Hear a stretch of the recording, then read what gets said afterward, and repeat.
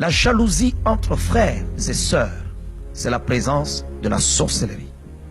J'ai commencé par dire que dans une famille, c'est l'amour qu'on doit d'abord retrouver en premier. L'amour. Tu es appelé à aimer les membres de ta famille. Lorsqu'on vit dans une famille et qu'on ne sait pas vivre l'amour, ça devient un problème.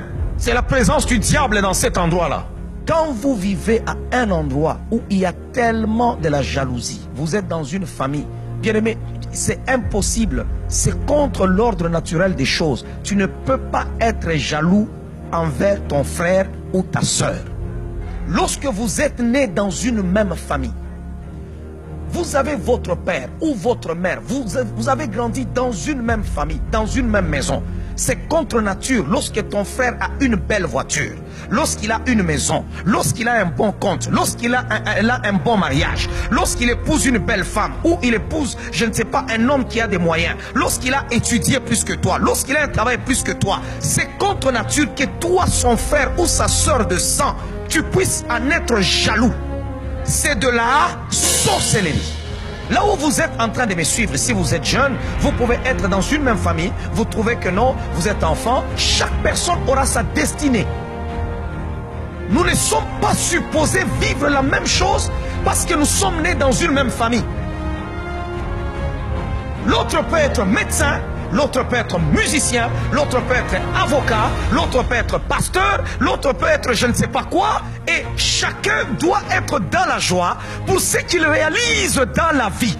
Ne porte pas envie sur l'autre. Le premier meurtre a été commis dans l'histoire de l'humanité, pas par un voisin, pas par un ami, mais c'est pas dans la famille. Pourquoi? Parce que l'autre a vu que son frère prospérait et que lui, ses affaires ne prospéraient pas. Alors il a porté envie sur son frère. Je suis en train de dire, toute jalousie de famille ne te détruira pas. Si tu as été victime de la jalousie des familles, je suis en train de te dire maintenant qu'ils ne feront pas de plus grands progrès. N'avez-vous jamais vu des familles, quand vous y entrez, vous trouvez tout le temps des problèmes entre frères et sœurs, mais quand vous regardez où est le problème, vous ne les voyez pas. Chacun a sa maison. Tu manges chez toi, l'autre mange chez lui. Tu as ton mari, l'autre a sa femme. Mais vous vous battez, pourquoi? Parce que personne ne paye l'autre. C'est la sorcellerie. Vous allez voir des gens, ils ont commencé depuis qu'ils sont là.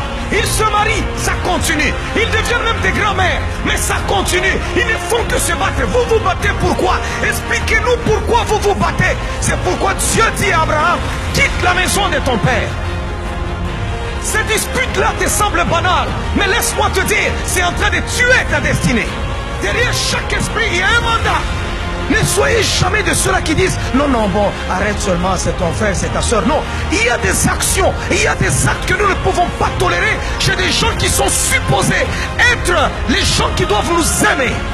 On peut te tuer par un étranger, on peut te tuer par je ne sais pas quelqu'un que tu as croisé, mais ta soeur, ton frère n'est pas supposé te tuer. C'est contre nature. Il est supposé te protéger parce que dans la famille on se protège, dans la famille on ne se livre pas, dans la famille on ne se détruit pas, dans la famille on ne s'ensorcelle pas, dans la famille on ne se tue pas. Ne fais pas semblant sur l'histoire de ta famille. Pendant que je suis en train de parler, regarde ta famille.